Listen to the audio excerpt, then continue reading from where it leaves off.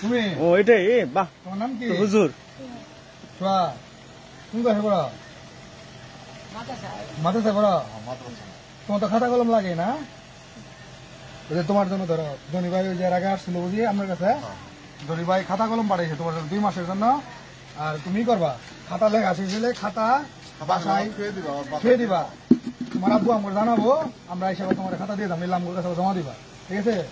তোমার কলম দেওয়া হয়েছে খাতাও দেওয়া হয়েছে ঠিক আছে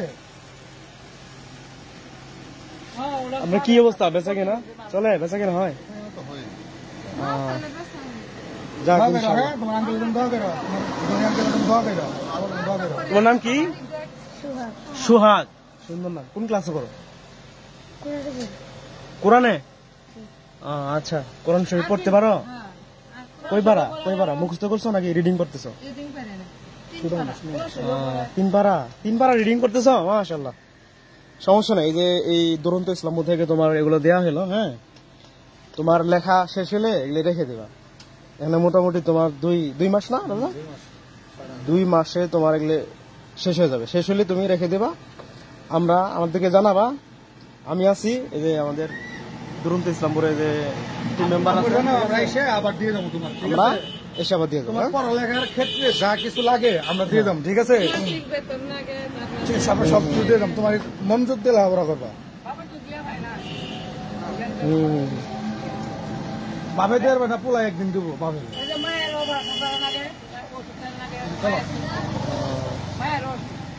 আচ্ছা আচ্ছা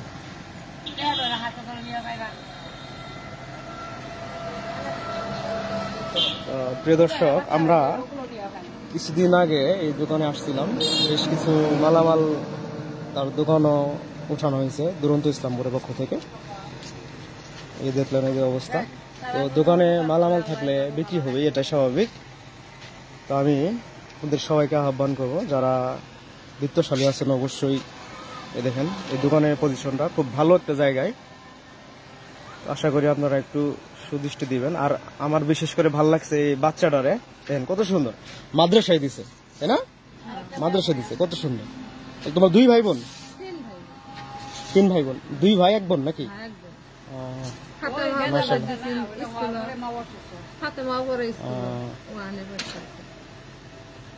যাক সমস্যা নাই তো যেহেতু জনি ভাই এখানে আশ্বস্ত করছে তোমাদের ইনশাল্লাহ ওনার দুরন্ত ইসলামপুরের কর্মসূচির আওতায় যতগুলো প্রোগ্রাম থাকবে ইনশাল্লাহ সেসব কর্মসূচির আওতায় যা যা প্রাপ্য তোমাদের জন্য উনি দিয়ে যাবে ঠিক আছে আর বেশি বেশি তার জন্য দোয়া করবা যাতে মানবিক কাজগুলো আরো দ্রুততার সাথে করতে পারে স্বচ্ছতার সাথে ঠিক আছে তো দোয়া করেন না আপনারা যারা আসেন অবশ্যই দোয়া করবেন আমরা কিছুদিন আগেও এখানে দেখে গেছি এসে কিছু নিয়ে গেছি হয়তো আসছিলেন আপনারা হ্যাঁ আমরা মূলত মনে করেন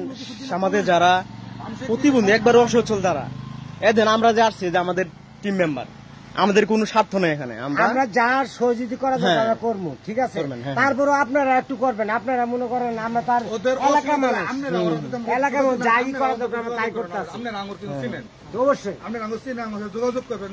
যাবেন যোগাযোগ করে মানে ইট পাইলাম